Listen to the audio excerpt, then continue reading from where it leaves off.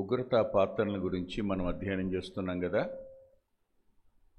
అధికారాన్ని ముట్టుకోవాలి అంటే కాస్త భయం అనిపిస్తూ ఉంటుంది ఎప్పుడైనా. కారణం ఏంటంటే అధికారం మనిషిని ఆలోచించనివ్వదు. అధికారానికి ఉన్న ఒక దుర్లక్షణం ఏమిటంటే ఆ అధికారం పొందిన వాడిని నేను అందరికంటే గొప్పవాడిని అనుకునేటట్టు చేస్తుంది.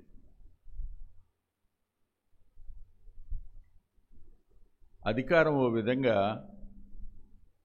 ప్రమాదకరమైంది. అధికారాన్ని ప్రజాప్రయోజనం కోసం వాడడం జరిగితే ఆ అధికారం మంచిది. కానీ అధికారాన్ని ప్రజాప్రయోజనం కోసం వాడడం ఎలా జరుగుతుంది? ఏ రాజైనా, ఇశ్రాయేలు రాజులైనా అన్ని రాజులైనా గతం నుంచి నేర్చుకున్న పాఠాలు, గత పరిపాలకుల నుంచి నేర్చుకున్న పాఠాలు ప్రజా పరిపాలనలో ప్రయోజనాన్ని చేకూరుస్తాయి. గత పాఠాల వల్ల ఎవరు నేర్చుకోరో వాళ్ళు తప్పనిసరిగా నష్టపోయే అవకాశం ఉంది.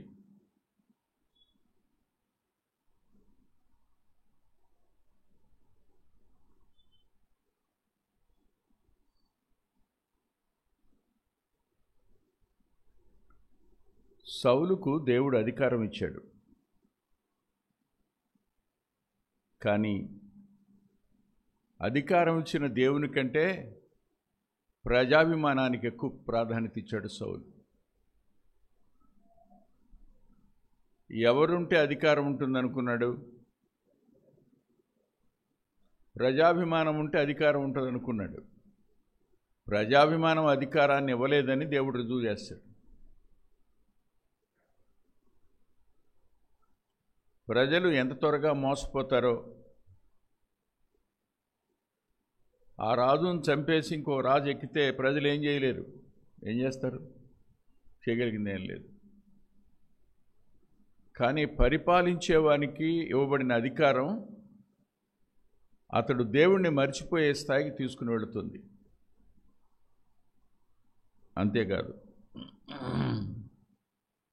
ఇది సౌలు నుంచి మనం నేర్చుకోవాల్సిన పాఠం. రెహబాము నుంచి నేర్చుకోవాల్సిన పాఠం ఏమిటంటే ప్రజలు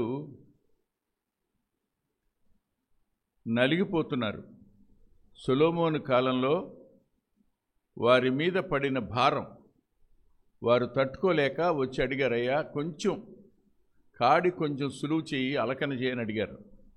అతను అన్నాడు, నా తండ్రి నడుం కంటే నా చిటికిన వేలు బరువైంది అని యవనస్తుల మాట వల్ల చెప్పాడు. పర్యవసానం ఏమైంది? సౌలుకు పర్యవసానం ఏమిటి? రెహబాముకు పర్యవసానం ఏమిటి? బెన్యామీను గోత్రంలో నుంచి రాజ్యాన్ని తీసేశాడు. రెహబాము కాలంలో రాజ్యాన్ని 2 ముక్కలు చేశాడు, అయిపోయింది. సర్వశక్తిమంతుడైన దేవునికి విరోధంగా పరిపాలకులు మారడానికి అనేక కారణాలు ఉంటాయి. కానీ ఆ కారణాలన్నిటిని బట్టి తప్పకుండా దేవుడు రియాక్ట్ అవుతాడు.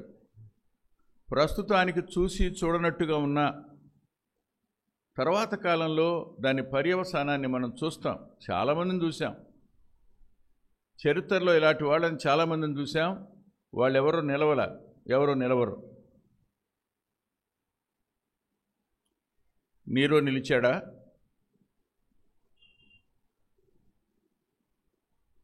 హిట్లర్ నిలిచాడా? నిలబడలా. తాము అనుకున్నది చేయగలం అని సాహసించి చేసే ఏ వ్యక్తి అయినా తప్పనిసరి ఒక్కొక్క దినాన దేవుని దగ్గర సిగ్గుపడవలసిన పరిస్థితి ఏర్పడుతుంది, దేవుని దగ్గర తల వంచవలసిన పరిస్థితి ఏర్పడుతుంది. దేవుని ఉనికి బయలుపడే కాలం ప్రతి సమయంలోనూ ఉంటుంది, మర్చిపోవద్దు. ఉదాహరణకు ఇప్పుడు మనం దానియేలు గ్రంథం దగ్గరికి వెళదాం.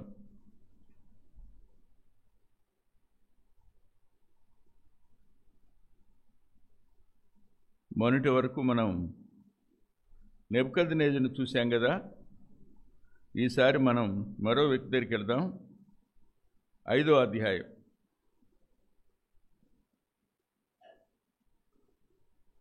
రాజుగు బెల్షాజరు.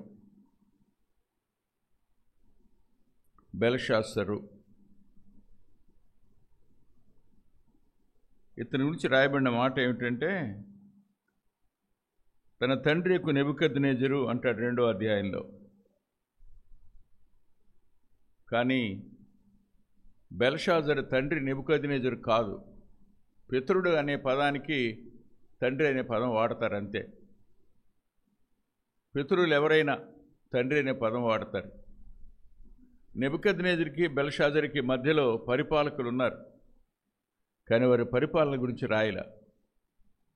దానియేలు బెల్షాజరు యొక్క పరిపాలన గురించి రాశాడు. బెల్షాజరు ఏం నేర్చుకోవాలి?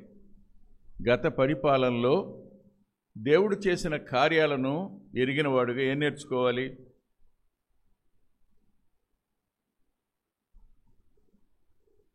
నెబుకద్నెజరుని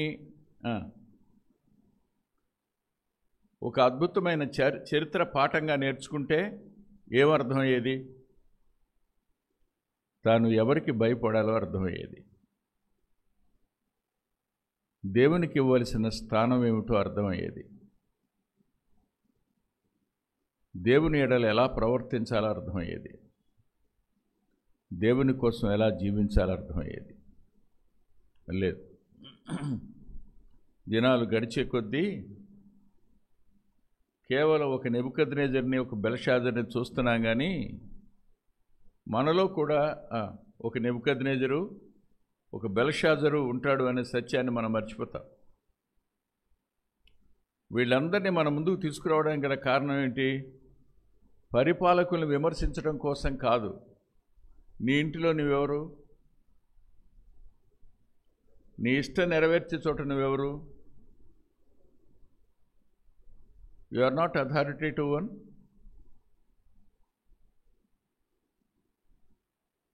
you are not enjoying the kingship.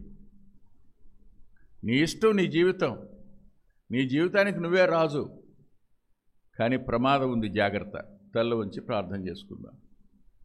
ప్రేమగల మా ప్రియ తండ్రి, పరిశుద్ధుడైన గొప్ప దేవ, గతించిపోయే ఆకాశం క్రింద, గతించిపోయే ఈ భూమి మీద చరిత్ర నేర్పిస్తున్న పాఠాలను నేర్చుకోకుండా మా ఇష్టానుసారమైన జీవితాన్ని మేము జీవించడానికి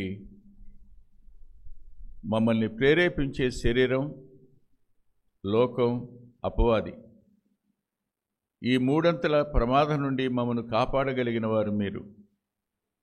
మీలో గమనాగమనం వల్ల వచ్చే ఛాయ ఎంతమాత్రం లేదు. మాలో అయితే గమనాగమనం వల్ల ఎన్ని మచ్చలో, ఎన్ని డాగులో, ఎంత చీకటో చెప్పడానికి వల్ల కాదు. కొద్దిసేపట్లోనే పొంగిపోతాం, మరి కొద్దిసేపట్లో కృంగిపోతాం. కాసేపు తీవ్రమైన పదజాలం వాడతాం, ఆ తర్వాత వెకెక్కి ఏడుస్తాం. మేము సమతౌల్యతను ఎరగని వాళ్ళం, సమతౌల్యంగా బ్రతకడానికి అలవాటు పడనివారు. ఉగ్రత పాత్రలుగా ఉన్న అనేకులు నేటి దినాన్న ప్రపంచాన్ని పరిపాలిస్తున్నారు. వారిని మాత్రమే కాక మాకు ఇవ్వబడిన కుటుంబాలు, మాకు ఇవ్వబడిన బాధ్యతల వద్ద మేము వారి వలె ప్రవర్తించకుండా ఉండడానికి మమ్మల్ని మేము దయగల మీ చేతులకు అప్పగించుకుంటున్నాం. మీ సన్నిధి మాతో కూడా ఉంచండి. యోగ్యమైన రీతిలో మా బ్రతుకులు ముందుకు సాగడానికి కృపనిమ్మని నీ దాసుని మీ ఆత్మచేత నింపి బలపరచండి.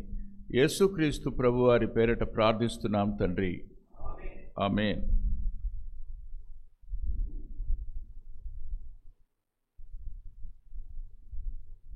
ఐదవ అధ్యాయం నుండి, 5వ అధ్యాయం మొదటి వచనం నుండి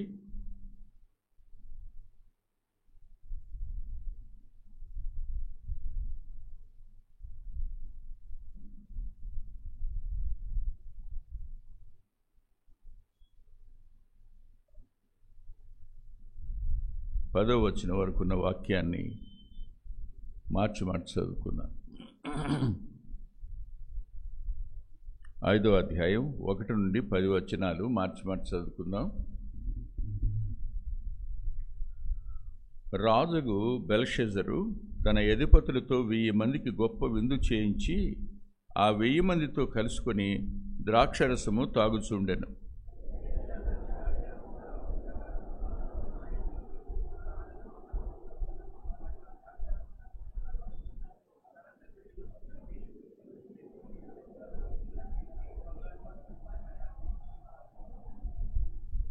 అందుకు వారు యెరూషలేములోని దేవుని నివాసముగు ఆలయములో నుండి తీసుకున్న సువర్ణ ఉపకరణములను తెచ్చి ఉంచగా రాజును అతని అధిపతులను అతని రాణులను అతని ఉపపత్తులను వాటిలో ద్రాక్షరసము పోసి త్రాగిరి.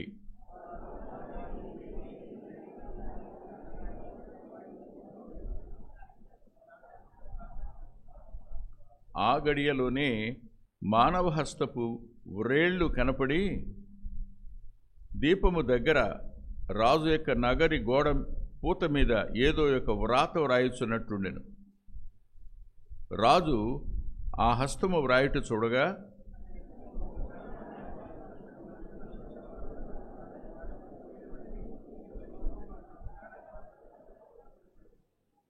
రాజు గారడి విధి గల వారిని కల్దీయులను జ్యోతిషులను పిలువనంపుడని ఆతురముగా ఆజ్ఞ ఇచ్చి బబులోనులోని జ్ఞానులు రాగానే ఇట్లెన్ను, ఈ వ్రాతను చదివి దీని భావమును నాకు తెలియజెప్పువాడెవడో వాడు ఊదారంగు వస్త్రం కట్టుకుని తన మెడను సువర్ణమయమైన కంఠభూషణమును ధరించబడిన వాడై రాజ్యములో 3వ అధిపతిగా ఏలును.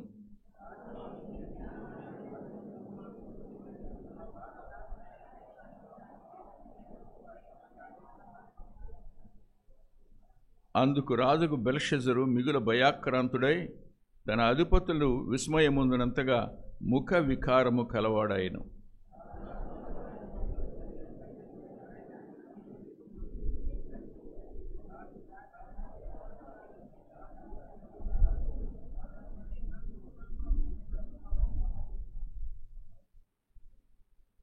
ఇది సామాన్యంగా అనిపించి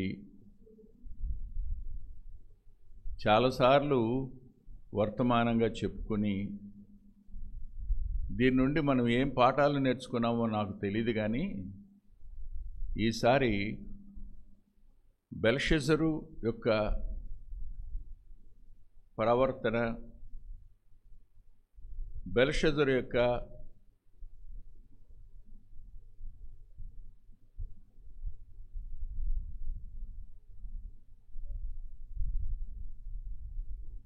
పతనావస్థ ఎంత దారుణంగా అయిపోయిందో దానికి కారణం ఏమిటో మీతో క్లుప్తంగా చెప్పాలని ఆశపడుతున్నాను. ఆలోచన చేస్తే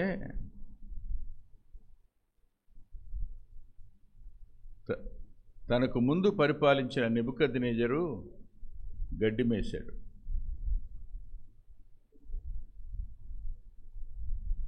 అతని తరువాత ఇప్పుడు పరిపాలనకు వచ్చిన ఇతను అతనికంటే దారుణమైన పరిస్థితులకు వెళ్ళాడు. అతడు హృదయాన్ని గర్వించాడని రాసింది. అతనికి గర్వం, ఇతనికి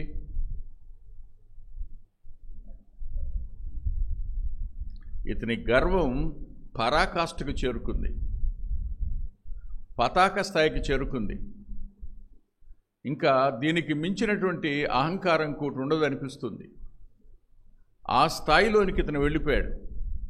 ఎందుకు అని మీరు నన్ను అడిగితే, అతడు నెబుకద్నెజరు యెరూషలేము నుంచి తెచ్చాడే ఆ దేవుని ఆలయంలోని పాత్రలు, వాటిని తీసుకుని రండి అని ఆజ్ఞ ఇచ్చారట. పాత్రలు తెచ్చారు, అందులో ద్రాక్షరసం పోశారు. పోసిన తరువాత 1000 మందికి ఇచ్చారు. బంగారు వెండి పాత్రలు ఇచ్చారు. అవి దేవుని కోసం ప్రతిష్ఠించబడిన పాత్రలు. అవి దేవుని పని కొరకు ఉపయోగపడిన పాత్రలు అవి. దేవుని కోసం తప్ప మరి ఎవరి కోసం వాడకూడని పాత్రలు అవి. They are all dedicated vessels only for the use of God. దేవుని పని కొరకు ప్రయోజనం కొరకు వాడవలసిన పాత్రలు అవి. కానీ ఇతను వాటిని తెచ్చి తన భార్యలకు, తన ఉపపత్నులకు, అధిపతులకు మొత్తం 1000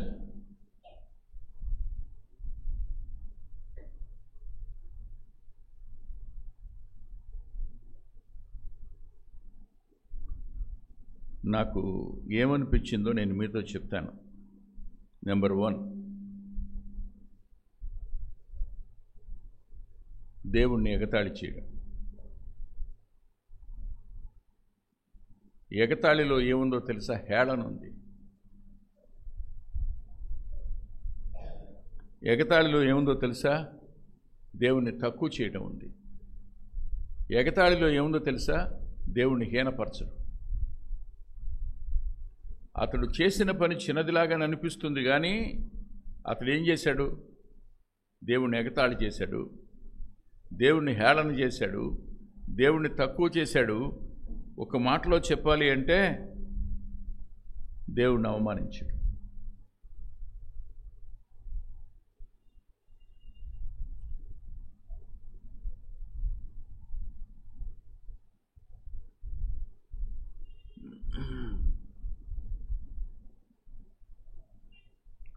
వాళ్ళు ద్రాక్షరసాన్ని పోసి తాగడం ఒక ఎత్తు, తాగేటప్పుడు వాళ్ళు చేసిన పని ఇంకొక ఎత్తు. త్రాగడం అనేదే అవమానించడం అయితే అప్పుడు వాళ్ళు చేసిందేంటి? వారు ఆరాధించారు. ఇవన్నీ కాదు.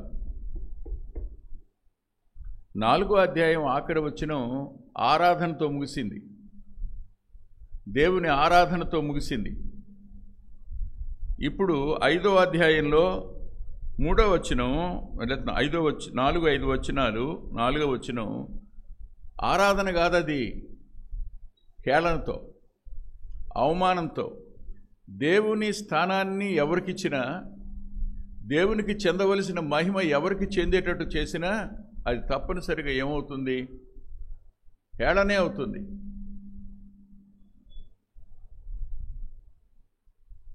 మర్చిపోవద్దు. నేను మీకు 1-2 మాటలు చూపించాలనుకుంటున్నాను. ఇర్మియా గ్రంథం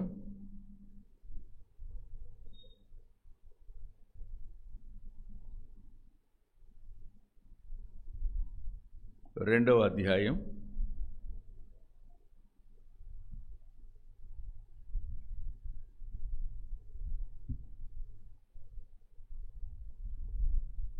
8వ వచనం.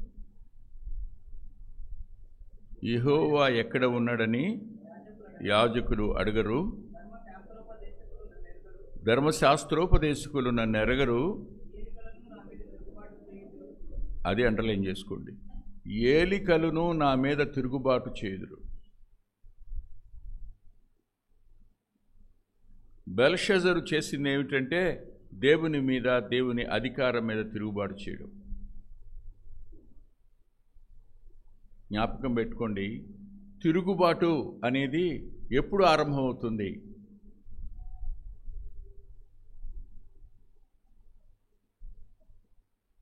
పిల్లలు తల్లిదండ్రుల మీద ఎప్పుడు తిరుగుబాటు చేస్తారు?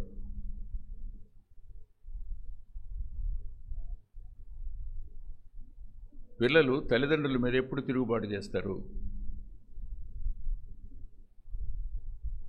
చెప్పండి, పర్వాలేదు, మాట్లాడుకుందాం. మాట్లాడుకుంటే వాక్యం చెప్పుకోవచ్చు కదా. చెప్పున్నానా? తమ ఇష్టాన్ని నెరవేర్చుకోవడం కోసం తిరుగుబాటు చేస్తారు. నువ్వు కారణం చెప్పావు. ఎందుకు తిరుగుబాటు చేస్తారని అడిగా నేను.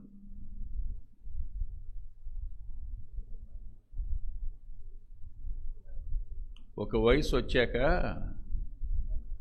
అమ్మా నాన్న వాళ్ళకి తక్కువైపోతారు.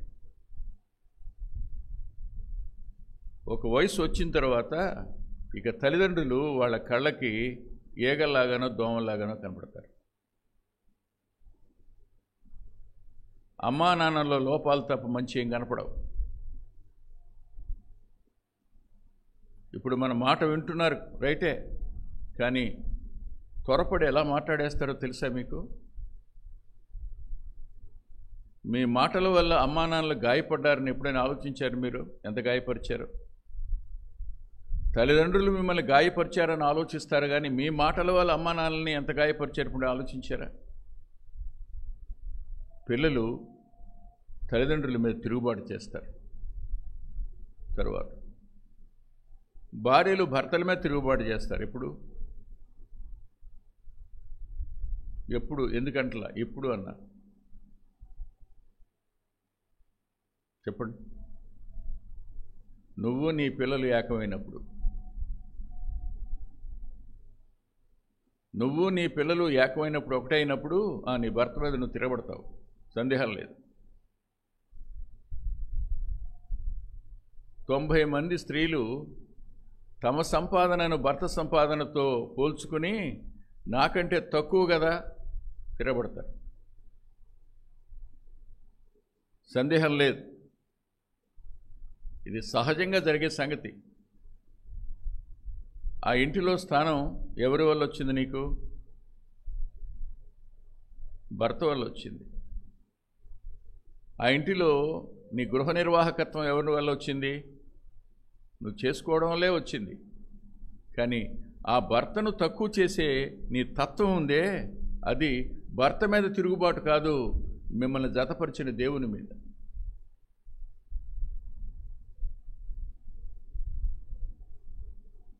ఇలా తిరుగుబాటు చేయడం అనేది సర్వసాధారణం.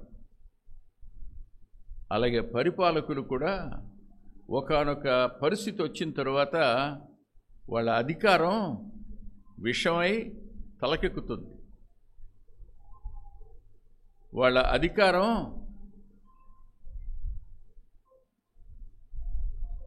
వెర్రితనమై తలకెక్కుతుంది. వాళ్ళ అధికారం వాళ్ళు ఏం చేస్తున్నారో గుర్తించలేనంతటి పిచ్చిగా తలకెక్కుతుంది, ఎక్కింది. ఆలోచించండి. పాత్ర వెండిది, పాత్ర బంగారుపుది అనుకుంటున్నాం అంతే, కానీ పాత్ర యొక్క యజమాని ఎవరు? ఆ పాత్ర యొక్క రూపకల్పన చేసింది ఎవరు? ఆ పాత్రను ప్రతిష్ఠించుకున్నది ఎవరు? ఆ పాత్ర గత కాలంలో దేనికోసం వాడబడింది? అధికారానికి ఒక చెడ్డ లక్షణం ఉంది. అదేమిటంటే, ఎవరు గతంలో మంచిగా ఉన్నారో, మంచి పరిపాలనకు సహకారులుగా ఉన్నారో రాగానే వాళ్ళని తీసేయటం.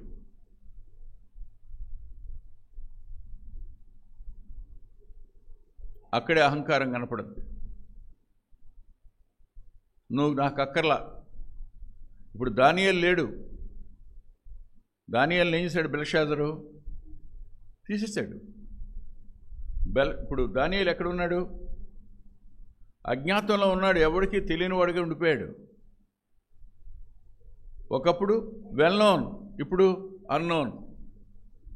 అధికారం యొక్క గర్వం ఒక వ్యక్తి మనసును ఆక్రమించుకున్న తరువాత దేవుణ్ణి లెక్క చేయడు, దేవుని పిల్లలైన వాళ్ళని కూడా తక్కువ చేసి దూరంగా పెడతాడు, అవసరమైతే దూరంగా తోహేస్తాడు. వాళ్ళ పేరు కూడా వినపడకుండా చేయగలిగిన పరిస్థితి ఉంటుంది. అది దర్యావేషలో మనం నేర్చుకోవాలి. దేవుణ్ణి అవమానించడం, దేవుణ్ణి హేళన చేయటం, గేలి చేయటం, తక్కువ చేయడం, ఇవన్నీ బెల్షాజరు చేశాడు. నేను 1-2 చిన్న చిన్న ఉదాహరణలు మీకు చూపిస్తాను, నాతో పాటు రండి. నిర్గమాకాండం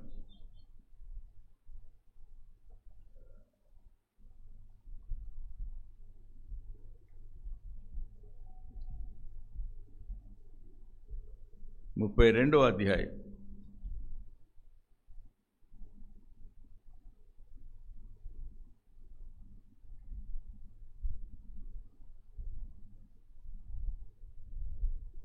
ఇరవై 23వ వచనం అందరూ చదవండి.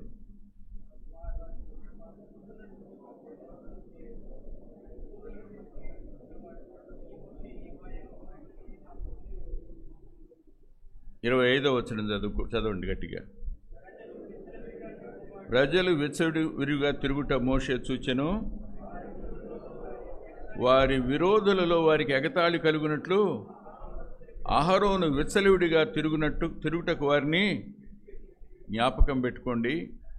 ఎక్కడ దేవుణ్ణి ఎగతాళి చేస్తారో, దేవుని స్థానంలోనికి వేరే దాన్ని తెస్తారో అక్కడ ప్రజలలో విచ్చలవిడితనం వస్తుంది. రాజులు విచ్చలవిడిగానే ఉంటారు, ప్రజలు కూడా విచ్చలవిడితనంగానే ఉంటారు. ఇవన్నీ దేని చూపిస్తున్నాయంటే ఎగతాళిని చూపిస్తున్నాయి. దేవుని విరోధులు ఎగతాళి చేసే పరిస్థితి వస్తుంది.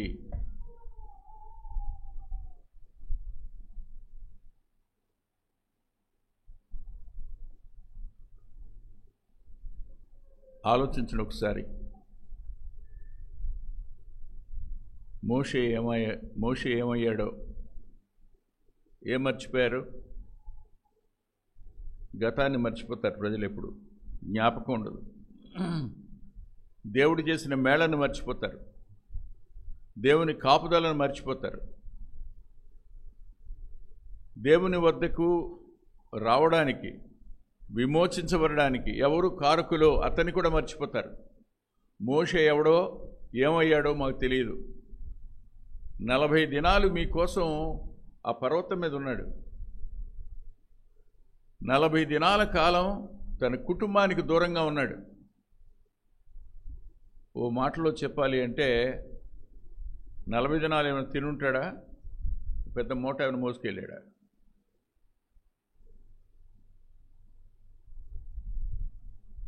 ప్రజల కోసం దేవుని పాదాల దగ్గర కనిపెడుతున్న మోషే ఏమయ్యాడో తెలీదు, మాకు ముందు నడిచేది మాకు కావాలి అని వాళ్ళంటే అహరోను కూడా తప్పే చేశాడు. అహరోను మంచి యాజకుడు కానీ బలహీనమైన నాయకుడు. చాలామంది దేవునికి మానవులకి మధ్యవర్తిగా ఉండి విజ్ఞాపన చేయడంలో బలవంతుడు. అందుకే నేను ఎప్పుడు ఆశ్చర్యపోతా. అనర్గళంగా మాట్లాడగలిగిన అహరోన్నేమో అతి పరిశుద్ధ స్థలంలో పెట్టాడు, నాలిక మాంద్యం కలిగిన వాడినేమో ప్రజల మధ్యలో పెట్టాడు. గాడ్స్ వేస్ ఆర్ మిస్టీరియస్, మనకు అర్థం కావంతే. ఇక అదంతే, మనం దానికి అటు ఇటు మార్పులు చెరుపులు చేస్తే కుదరదు. అక్కడ వాళ్ళందరి కోసం అబద్ధం కూడా ఆడతాడయ్యా, నేనేం చేయలేదు, ఆ బంగారం అంతా తీసుకుపోయి నిప్పుల్లో వేసాను, ఆ రూపం వచ్చిందన్నాడు. అంటే బంగారంకి ఆ రూపం వచ్చేస్తుందా? పొగరుతో అతడు రూపం చేసి పూత పోసాడని పైన రాసుంది. కానీ ఏం చేస్తాడు? దేవుని కోపం తెలుసు, దేవుడేంటో తెలుసు, ఐగుప్తులో ఏమైందో తెలుసు, మాట వినని వాళ్ళ పరిస్థితి ఏమిటో, అర్ధరాత్రి పూట ఐగుప్తు మొత్తం గావురుమని ఏడవటం తెలుసు, అన్నీ తెలిసినవాడు కదా. ప్రజలు అన్నిటినీ మర్చిపోతారు. పస్కా బలి రక్తాన్ని మర్చారు, విమోచనను మర్చారు, ఎర్ర సముద్రాన్ని పాయలు చేయడాన్ని మర్చారు, ఐగుప్తు యొక్క అధికారం ఎర్ర సముద్రంలో సమసిపోవడం కూడా చూశారు పితరులు. అయినా సరే ఆ పితరులు చెప్పిన మాటలు కూడా జ్ఞాపకానికి ఉండవు. మా నాన్న ప్రభువుని నమ్ముకున్నాడు బ్రదర్, మాకేం కలిసి రాల. నేను అడుగుతాను, మోషే పిల్లలకి ఏమైనా కలిసి వచ్చిందా?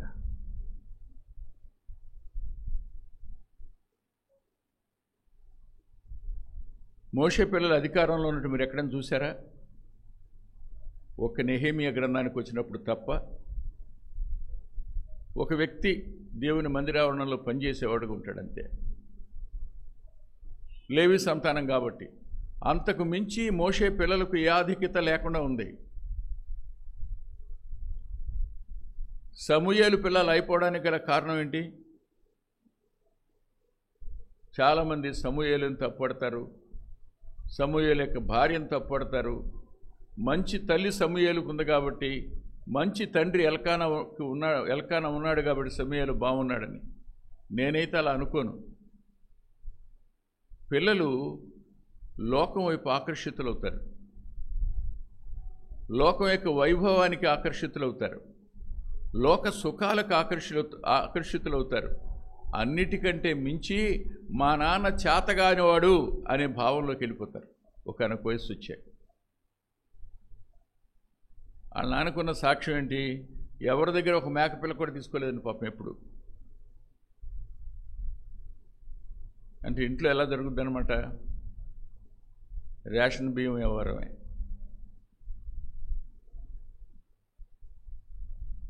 So simple living. కానీ మిగిలిన వాళ్ళు ఎలా ఉండుంటారు? వాళ్ళని చూస్తుంటే పిల్లలకి ఏమవుద్ది?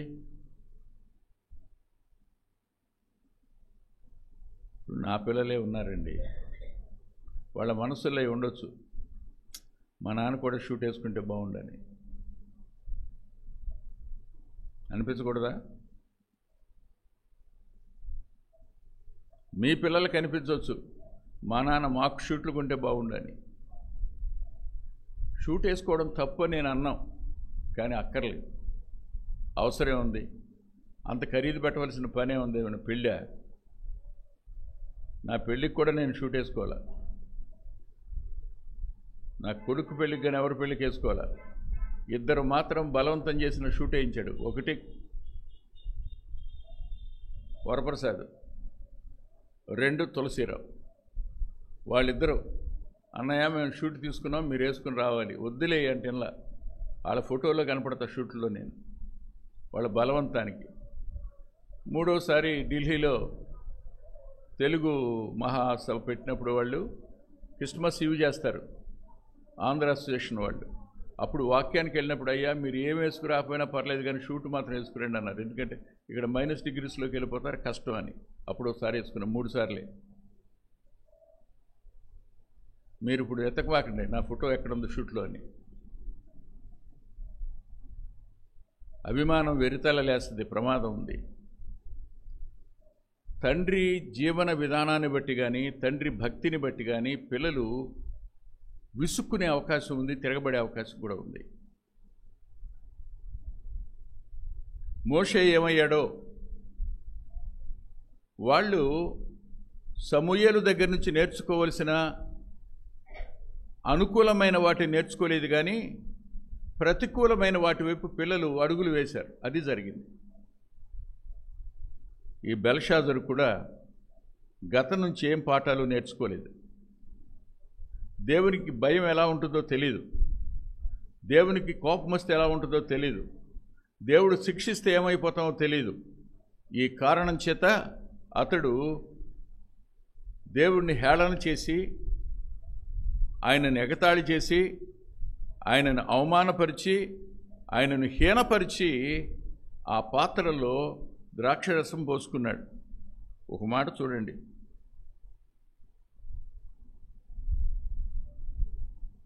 యెషయా గ్రంథం 28వ అధ్యాయం.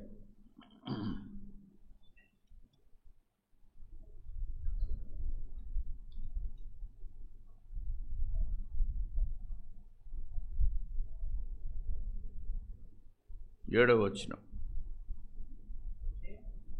అయితే వీరును ద్రాక్షరసం వలన సొక్కి సోలుదురు, మద్యము వలన తత్తరపడుదురు, యాజకులేమి ప్రవక్తలేమి అందరూ మద్యం వలన సొక్కి సోలుదురు, ద్రాక్షరసము వారిని మృంగివేయును.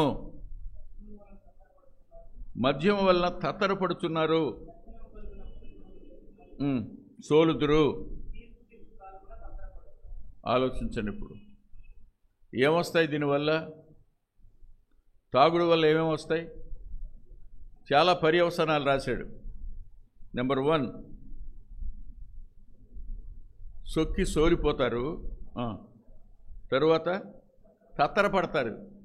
ఏం మాట్లాడతారో తెలీదు, ఎలా మాట్లాడతారో తెలీదు. ఒక ఆయన నన్ను ఇలా అన్నాడు, అన్నా ఎందుకు తాగుతావో తెలుసా అని. ధైర్యం కోసం తాగుతామని. భార్యను కొట్టాలిగా మరి.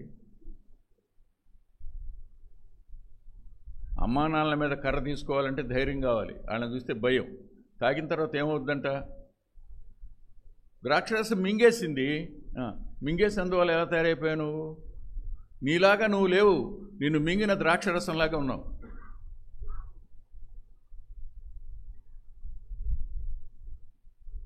వాస్తవం ఇది.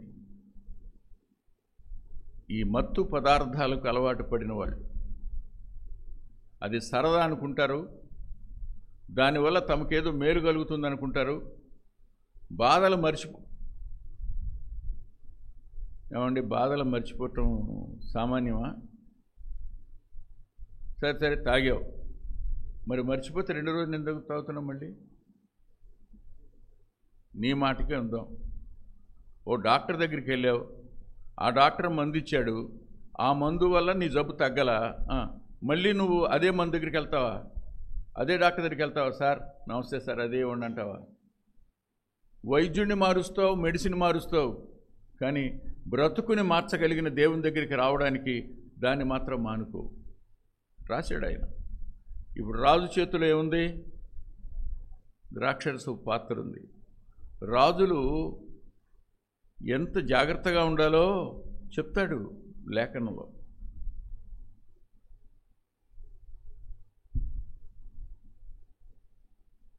ముప్పై 31వ అధ్యాయం సామెతల గ్రంథం 4వ వచనం.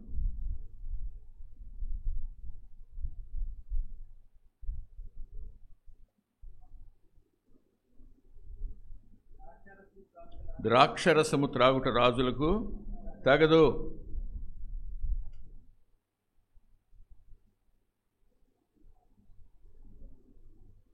తెల్లారేటప్పటికి ఏమైపోతావో తెలీదు.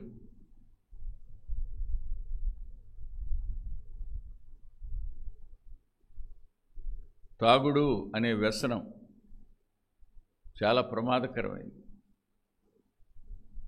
అతని మనసులో హేళనుంది, అతని ద్రాక్షరసం మింగేసింది. తగని దాన్ని చేశాడు బెల్షాజరు. అది కాకుండా విచిత్రం ఏంటంటే, ఈ మధ్యకాలంలో ఎవరో పంపారు నాకు చిన్నది కార్టూన్ లాంటిది. భార్య అడుగుతుంది భర్తనే, ఏంటి ఎగిరెగిరి వెళ్తున్నావు ఎక్కడికి అని. అంటే బాధ మర్చిపోదామని. ఓహో అదా, బాధ మర్చిపోటానికి వెళ్తున్నావా? సరే, నువ్వు క్వార్టర్ తాగుతావా? సరే, నాకు బాటిల్ పెట్టరా అందంట. నీ బాధ నువ్వు మర్చిపోతే నా బాధ నేను మర్చిపోద్దాం, నాకు కూడా బెటర్, తాగుతాం ఇద్దరం కలిసి. తాను తాగటమే కాదు, రాణులు ఉత్పత్తులను కూడా తాగిస్తున్నాడు ఈయన. అంటే అంతఃపురంలో బాధ్యతలు కలిగిన వాళ్ళంతా ఏమయ్యారు? ద్రాక్షరసం చేత మింగివేయబడ్డారు. ఆ పాత్రలు తెచ్చి దేవుణ్ణి అవమానించాడు. ఆ పాత్రలో ద్రాక్షరసం పోసి హేళన చేశాడు. ఆ ద్రాక్షరసం తన నోటి దగ్గర పెట్టుకుని దేవుణ్ణి అవమానించాడు. అంత మాత్రమే కాదు, దాన్ని తాగుతూ అందరూ కలిసి ఎవరి పాత్రలో ఇవి, సృష్టికర్త అయిన వాడిని మర్చిపోయి తాము అనుకున్నవి, తాము కోరుకున్నవి, తాము ఆరాధిస్తున్న వాటిని పొగడడం, గణపరచడం, ఆరాధించడం ప్రారంభించారు. అది ఆయనను హేళన చేయడం, ఆయనను హీనపరచడం. అంతే. ఇది జరిగింది. దేవుడు ఉగ్రతాపాత్రల విషయంలో ఎలా ప్రవర్తిస్తాడో మన ఊహకందదు. ఆయన గడ్డేమేశాడు, కలొస్తే కలవరపడ్డాడు. ఇప్పుడు కల కాదు, గోడ మీద వేళ్లే కనపడ్డాయంట. అంటే బహుశా ఇక్కడ వరకే వేళ్ళు మాత్రమే కనపడ్డాయి. కనపడి ఇటు చూస్తున్నాడు, అందరి చేతుల్లో పాత్రలు ఉన్నాయి, తాగుతూ చూశారు. గోడ మీద రాస్తున్న చేయి కనపడింది. ఆ రాత చూసి, ఆ వేళ్ళు చూసి ఎలా ఉంటుంది? మీరే లైట్ వేయండి, లైట్ చెయ్యి ఒకటి నడిచి వస్తుంది అనుకోండి మీ మంచం దగ్గరికి. ఊహించండి, ఉంటారా గదిలో? ఇక బల్లి కనపడితేనే పారిపోయి మీరు చెయ్యి కనపడుతుంటారా? ఉండరు కదా. వేళ్ళు కనపడ్డాయంట, అది కూడా అతనికి కనపడేటట్టు ఒక రాత రాసినాయంట. ఎవరైనా ఎవరైనా భాషలను సృజించినవాడు,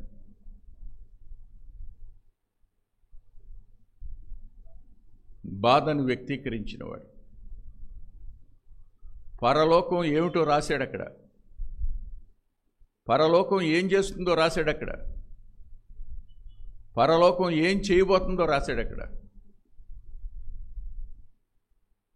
రాస్తాడు. 1 కలవరపడగా అని రాశాడు. 2 ముఖ వికారమాయనని రాశాడు.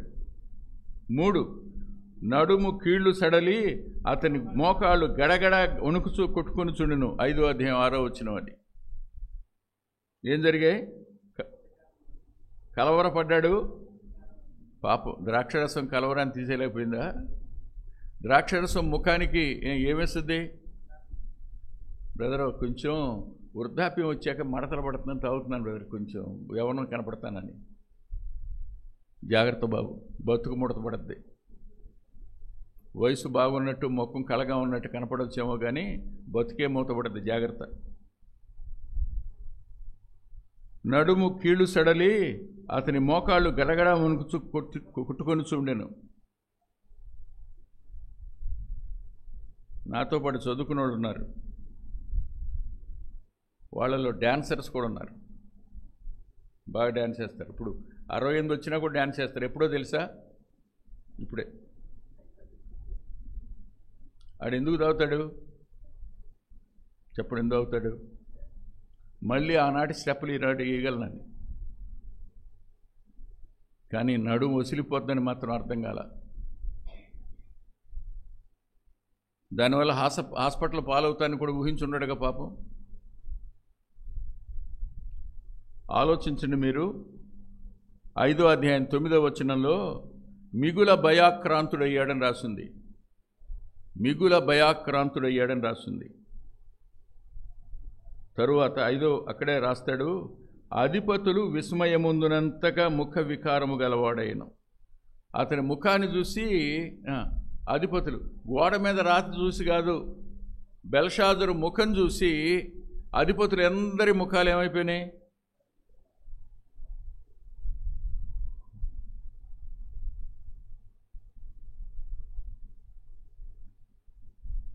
నేను 1-2 మాటలు చూపించాలని ఆశపడుతున్నాను. రండి. ఇవాళ కూడా మనం రొట్టె ద్రాక్షరసం దగ్గరికి వస్తాం, కానీ మనసులో దేవుణ్ణి అవమానపరుస్తూనే ఉంటాం. బ్రతుకు ద్వారా దేవునికి అవమానం తెస్తూనే ఉంటాం. మన ప్రవర్తన ద్వారా దేవునికి అవమానం తెస్తూనే ఉంటాం. ప్రభువే ఒకానొక దినాల ఇలా అన్నాడు. యోహాను సువార్త 8వ అధ్యాయం.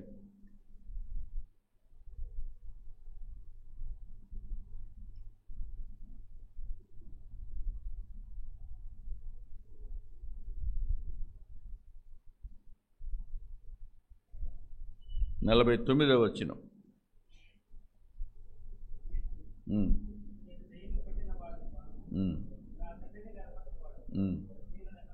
మీరు నన్ను అవమానపరచుచు ఉన్నారు.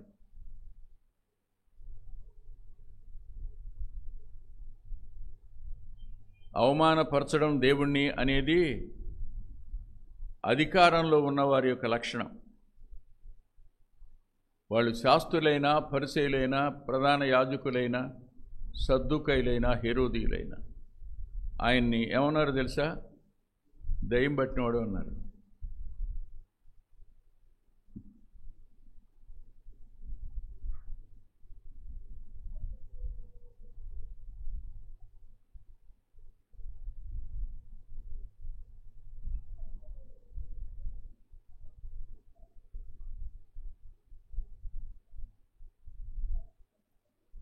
ఒకరు నన్ను అడిగారు, పలానా సేవకుడు తాగుతాడంట. కానీ నాకు పరిచయం ఆయన. నేను చెప్పాను, ఒకప్పుడు తాగేవాడంట, కానీ ఆ తర్వాత తాగడు. నమ్మరే ఎంత చెప్పినా.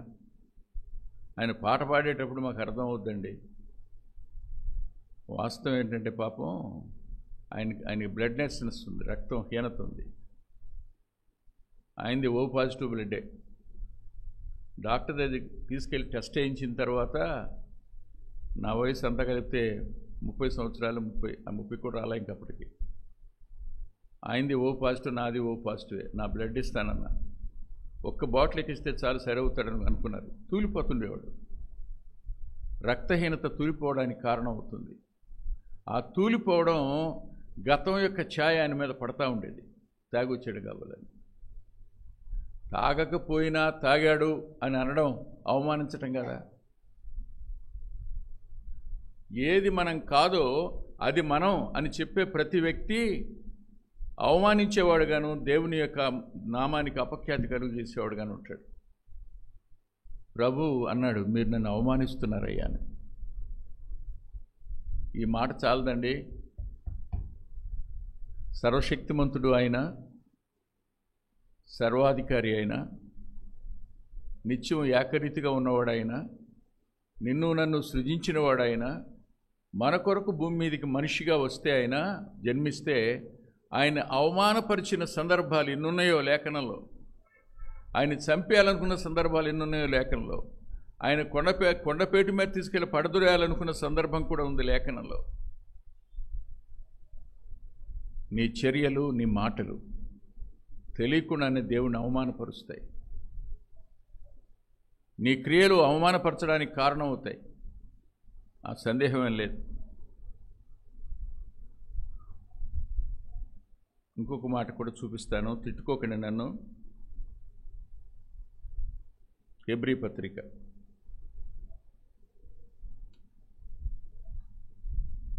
6వ అధ్యాయం 5-6 వచనాలు. దేవుని దివ్యవాక్యమును,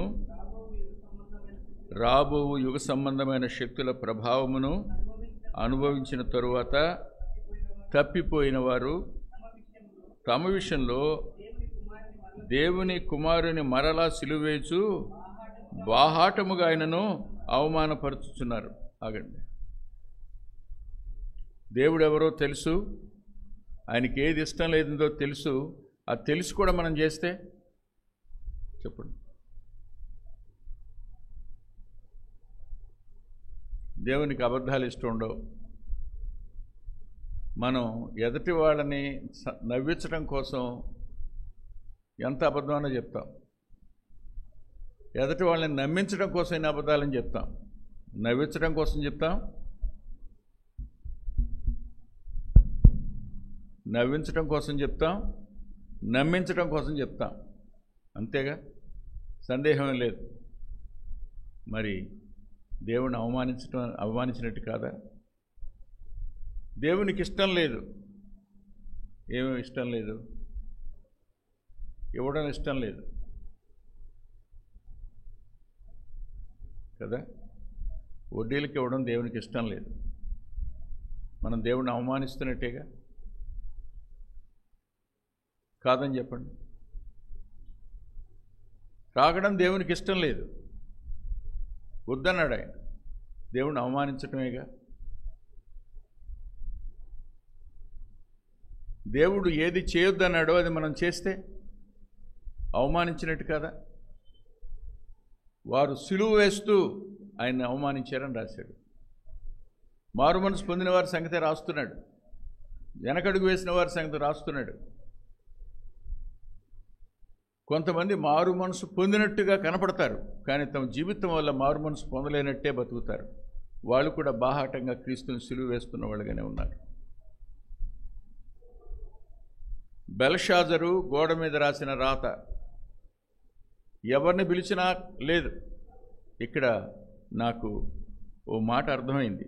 అదేమిటంటే, శేషం ఎప్పుడు నిలిచి ఉంటుంది. శేషం దేవుని కార్యాలను నెరవేర్చడానికి ఎప్పుడు సిద్ధంగా ఉంటుంది. తను తక్కువ చేసిన, అవమానించిన, దూరపరిచిన, నెట్టేసిన శేషం మాత్రం దేవుని కోసం నిలబడే ఉంటుంది. తాను ఇప్పుడు రాజరికానికి సంబంధించినవాడు కాదు, అధికారానికి చెందినవాడు కాడు, ఇప్పుడు ఎక్కడున్నాడో ఏమో తెలియదు. అప్పుడు రాణి వచ్చిందట ఎక్కడికి? విందుశాల దగ్గరికి. మరి విందుశాల దగ్గర ఉన్నవాళ్ళు ఎవరు? రాణులు ఉపపత్నులు రాశాడుగా, మరి ఏమి అక్కడిది? బహుశా వృద్ధురాలై ఉండాలి. రాజు భార్య రాణి, అంతేగా. అలా పెద్దావిడెవరో కలవరపడుతున్నాడని తెలుసుకుని వచ్చిందట. వచ్చి అబ్బాయి నువ్వేం కలవరపడొద్దు అని శేషాని గురించి ఎంత అద్భుతమైన మాట చెప్పిందో చూడండి ఆవిడ.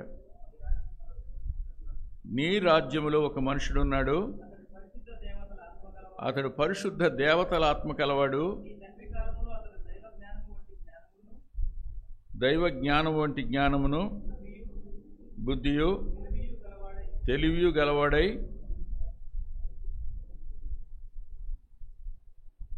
రాసిందా? చెప్పిందా?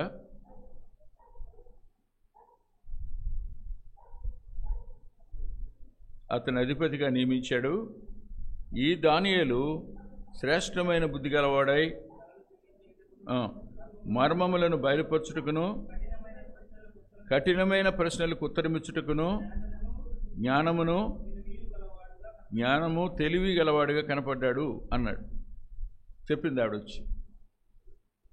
అంటే వినే మనసుంటే చెప్పడానికి దేవుడు ఎవరినైనా వాడుకుంటాడు. వినే మనసు మనకు ఉండాలి. కానీ దేవుడే ఆ అవసరతను సృష్టిస్తాడు. ఇప్పుడు బెల్షాజరు వణుకుతున్నాడు, కాళ్ళు కడగడ కొట్టుకుంటున్నాయి, ఆగట్లా. ఎప్పుడైనా మంచులో ఉన్నారా మీరు? 0 degrees దగ్గర ఉన్నారా? -2 దాకా వెళ్ళారా? అప్పుడు తెలుస్తుంది గడగడ కొట్టుకోవడం ఏంటో. ఎంతెందుకు చలిజ్వరం వచ్చింది ఎప్పుడన్నా మీకు? దుప్పట్లు కప్పినా ఆగదు, కాళ్ళు చేతులు ఏమవుతాయి? అబ్బా గదిలో నుంచి ఊహూ నిన్నొస్తాయో, 1 2. అలా ఉంది బెల్షాజర్ పరిస్థితి. ఇప్పుడు కాళ్ళు గడగడ వణుకుతున్నాడు, ముఖ వికారం అయిపోయింది, భయం చోటు చేసుకుంది. ఇప్పుడు ఉగ్రతా పాత్ర ఏమైంది చెప్పండి? డిఫెన్స్లో పడింది. ఎంత డిఫెన్స్లో పడింది? మీకు మాట చెప్పనా? నేను ఈ చరిత్ర చదివాను కూర్చుని. ఇతనికి ముందెవరు, అతనికి ముందెవరు, నెబుకద్నెజర్ తర్వాత ఏం జరిగినాయి అవన్నీ చరిత్ర చదివాను.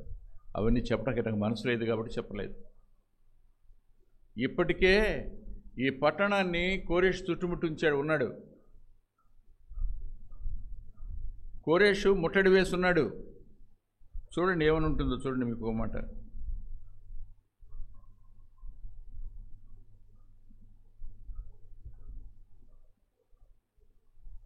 5వ అధ్యాయం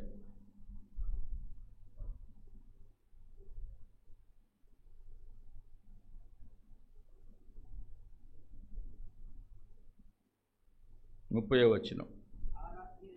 ఆ రాత్రి ఎందే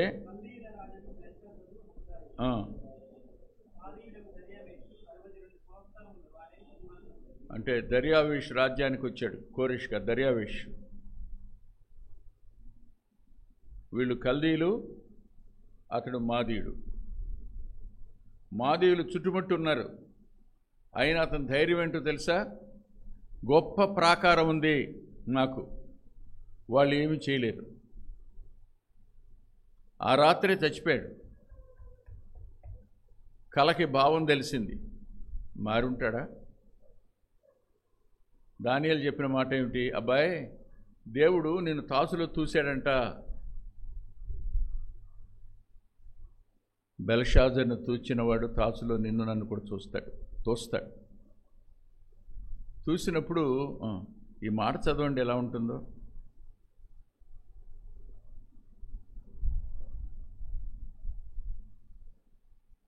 ఇరవై 23 వచనాలు. బెల్షాజరు ఈ సంగతి అంత ఎరిగి ఉండియు నీ మనసును అణుచుకొనక పరలోకమందున ప్రభు మీద నిన్ను నీవే హెచ్చించుకుంటివి. ఎట్లనగా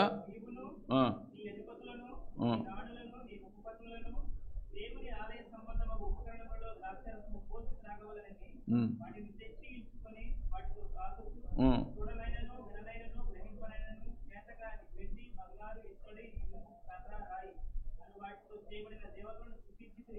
ఆ. నీ ప్రాణమును నీ సకల మార్గములను ఏ దేవుని వశంలో ఉన్నవో ఆయనను గణపరచలేదు, కావున ఆయన ఎదుట నుండి ఈ అరచేయి వచ్చి ఈ వ్రాతను వ్రాసిన శాసనమేమనగా దేవుడు నీ ప్రభుత్వ విషయంలో లెక్కచూచి దానిని ముగించెను. అవునా? నిన్ను త్రాసులో ఆయన తుయ్యగా నీవు తక్కువగా కనపడ్డావు. తక్కువగా కనపడ్డాడంట. చూస్తే తక్కువ కనపడ్డాడు, తగినట్టుగా లేడనమాట.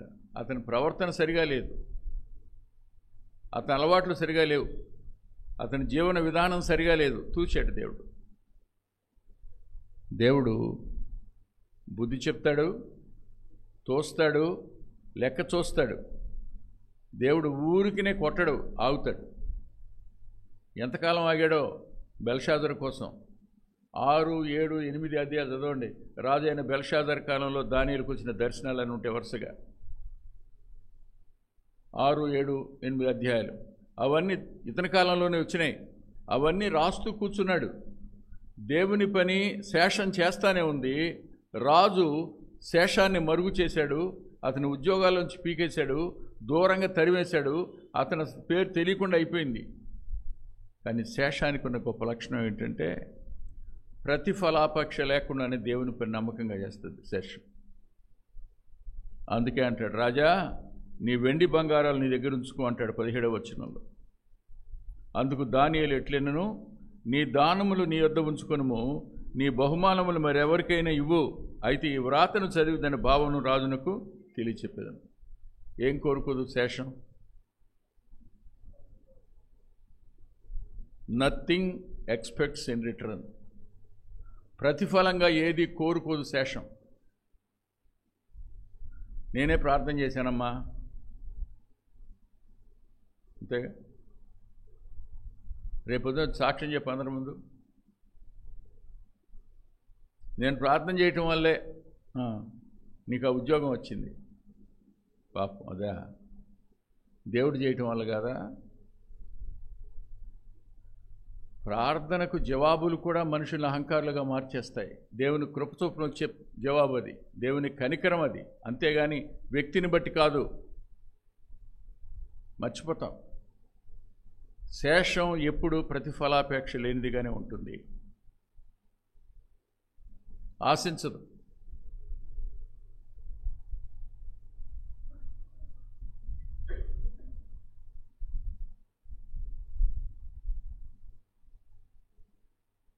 దేవునికి కోపం ఎందుకు వచ్చింది? 1, అతడు తను తాను హెచ్చించుకున్నాడు. 2, దేవుణ్ణి అవమానించాడు. 3వదిగా అతను చేసిన గొప్ప పొరపాటు ఏమిటో తెలుసా? చూడండి, యెషయా గ్రంథం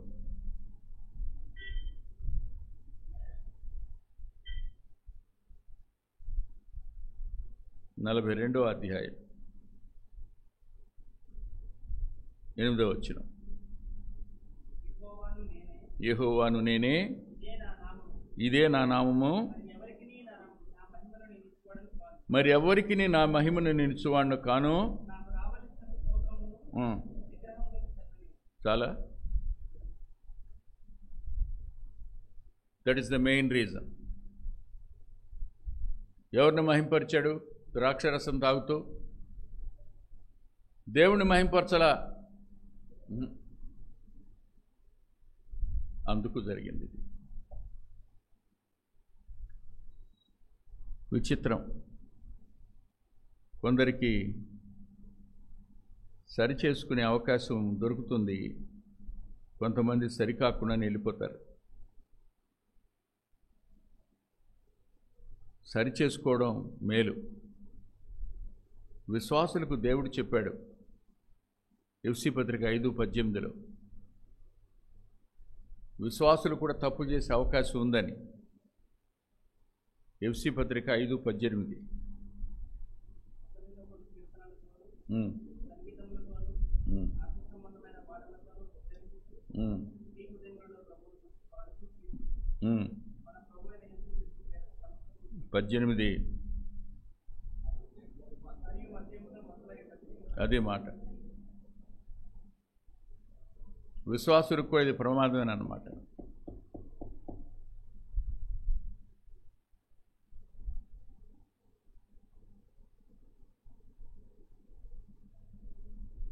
సరిగ్గా శత్రువు ప్రాకారం దగ్గర ఉన్నాడు.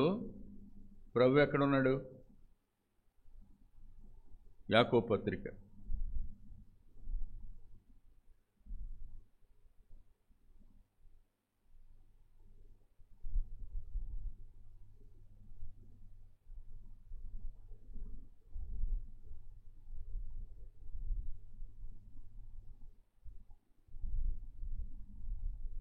9వ వచనం, 5వ అధ్యాయం 9వ వచనం, 2వ భాగం. ఇదిగో న్యాయాధిపతి వాకిట నిలిచి ఉన్నాడు. శత్రువు ప్రాకారాన్ని పట్టుకోవడానికి సిద్ధంగా ఉన్నాడు. ఆ రాత్రి ప్రభువు న్యాయం తీర్చడానికి వాకిట్లో ఉన్నాడు.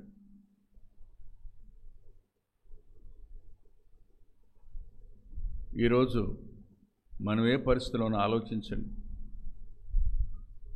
నువ్వు అనుకున్నది రైట్ అనేది మత్తు, నీ అభిప్రాయాలు సరైనవి అనేది మత్తు. నేను చాలాసార్లు చూస్తుంటాను, నీతో బాగా పరిచయం ఉన్నవాడు కూడా నిన్ను గురించి చెడు చెప్పి నీకు దగ్గరగా ఉన్నవాళ్ళు చెడగొట్టే అవకాశం ఉంది. ఎలా నమ్ముతారు? మత్తది అంతే. అమ్మా ఈ సంగతి తెలుసా నీకు అనగానే ఏదో కొత్త సంగతి చెప్తాడు. నువ్వెవరిని అభిమానిస్తూ ఉంటావా, అది ఉన్నాడే, అమ్మో తర్వాత చెప్తాలే అమ్మా, చెబుద్దో లేదో తెలియదు కానీ నీ చెవు మాత పోసేసింది అంతే.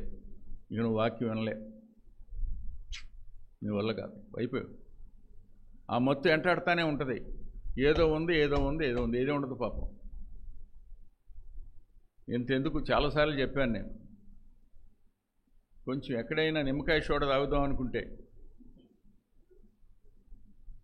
ఉయ్యూరులోనే కరెక్ట్గా బస్ స్టాండ్ ఎదురు బ్రహ్మాండంగా చేస్తాడు అతను నిమ్మకాయ సోడా. ఇది అడ్వర్టైజ్మెంట్ కాదు బాబు, ఆన్లైన్లో వింటున్న వాళ్ళు. కరెక్ట్గా అక్కడ మోటార్ సైకిల్ అన్నీ ఆగితే ఎదురు తీసుకెళ్ళి పెట్టాడు. పెట్టి నేను తెస్తాను అన్నయ్య అని వెళ్ళాడు. మమ్మల్ని చూడగానే అతను గుర్తుపట్టేస్తాడు. ఈ మధ్యన గుర్తుపట్టలేదండి, వెళ్ళట్లేదుగా, ప్రతి వారం వెళ్ళేవాడిని. అప్పుడు తేటాకి వెళ్తే తిరిగి చూస్తే అక్కడ ఏముందో తెలుసా? వైన్ షాప్ అని ఉంది. మంటాడు నుంచి ప్రార్థన చేసుకుని ముగించి వచ్చేవాడు నన్ను, చెప్పండి వైన్ షాప్ని, వైన్ షాప్ దగ్గర నిలబట్టే కూర్చున్నాడు నేను కారులో. అయినా అవునా, పిలిచి బాబు ద్రాక్ష రసం నిమ్మకాయ రసం దేవుడు త్వరగా రా, ఇక్కడ పెట్టేవంటే చూడవయ్యా బాబు. అరే రే దాన్ని ముందుంటానికే భయపడితే అది లోపలికి వస్తే. మాటల్లో మత్తుంటుంది, అపవాది యొక్క ప్రతి సలహాలో మత్తుంటుంది, శరీరం యొక్క ప్రతి ఆలోచన వద్ద మత్తుంటుంది, లోకం యొక్క ప్రతి ఆకర్షణ దగ్గర మత్తుంటుంది. ఈ మత్తు దేవునికి చెందవలసిన మహిమను నువ్వు మనుషులకు చెందేటట్టుగా, బంగారానికి వెండికి చెందేటట్టుగా చేస్తుంది.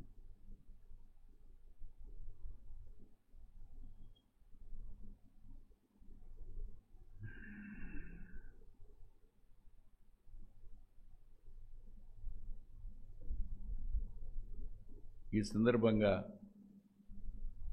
నాకు ఒక వచనం జ్ఞాపకానికి వచ్చింది. దేవుడు ప్రతి తరంలో ప్రతి కాలంలో తన కొరకు సాక్ష్యాన్ని అట్టిపెట్టుకుంటాడు. ఆయన నువ్వు చేస్తున్నది సమస్తం చూస్తున్న దేవుడు తప్పకుండా నీ మీద సాక్ష్యం పలుకుతాడు. నీ జీవితాన్ని గోడ మీద రాయటం కాదు, గ్రంథంలో రాస్తున్నాడు. రాసినవాడు రేపటిదాన్ని నువ్వు చేసిన మొత్తం ఆయన కళ్ళ ముందు నీ ముందు తీసుకుని వచ్చినప్పుడు నువ్వు పశ్చాత్తాపడ్డావా, ఆయన రక్తం కడిగి పవిత్రపరుస్తుంది. మళ్ళీ అన్నిటికీ అపవాది నీ మీద నేరం మోపలేడు. కానీ పశ్చాత్తాపడలేదా, ప్రమాదం ఉంది. అపోస్తుల కార్యాల గ్రంథం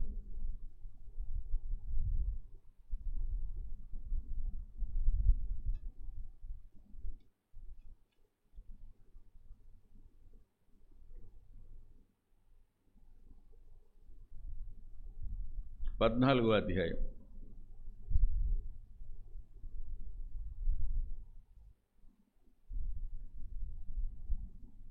17వ వచనం చివరి భాగం.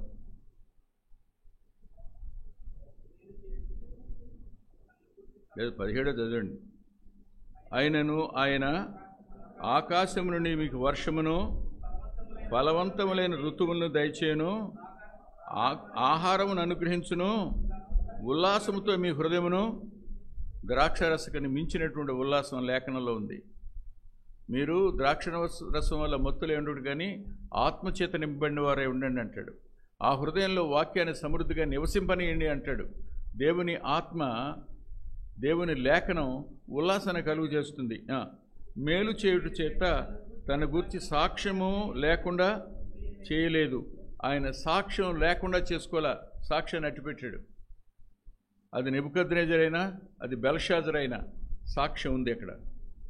నేనున్నాను అని రుజువుపరిచాడు చరిత్రలో.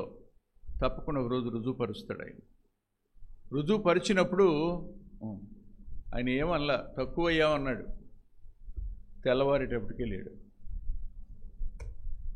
బెల్షాజరు అనే మాటకు బయలు రక్షించునుగాక అని అర్థం.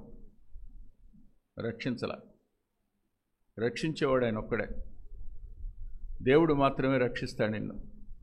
ఈ సమయంలో నువ్వు ప్రభు పాదాల మీద పడినా రక్షించడానికి సమర్థుడు ఆయన. ఆయన రక్తం నీ ప్రతి పాపాన్ని కడిగి పవిత్రపరుస్తుంది. ఆయన లేఖనం నీ అంతరంగంలో మొలిసి ఆ బీజం నిన్ను పరలోకానికి అర్హునిగాను, నిత్యజీవానికి యోగ్యునిగాను, దేవుని కుమారుడు అవ్వడానికి ఆధిక్యతను, పరలోక పౌరసత్వాన్ని, నిత్య జీవాన్ని, 1000 ఏళ్ళు భూమి మీద పరిపాలించేటువంటి రాజుతో ఉండే ఆధిక్యతను దేవుడు నీకు ఇస్తాడు. దేవునికి విరోధంగా చేస్తున్న ప్రతిదానికి ఆయన చూస్తే మనం ఏమైపోతాం ఒకసారి ఆలోచించుకోండి. దేవునికి విరోధంగా చేసిన ప్రధాన విషయం పశ్చాత్తాపడండి. గడగడ కొట్టుకుని రేపటి దినాన్న ఒక్క నీటి బొట్టు అనే దుస్థితి మీకు కలగకుండును గాక. ప్రార్థన చేసుకుందాం. మోకరించు. ప్రేమగల తండ్రి, పరిశుద్ధుడైన గొప్ప దేవ, కొద్ది మాటలు చెప్పడానికి సాయం చేశారు. ముందున్న సమయం దీవెనగా మార్చుమని యేసుక్రీస్తు ప్రభువారి పేరిట ప్రార్థిస్తున్నాం తండ్రి. ఆమేన్.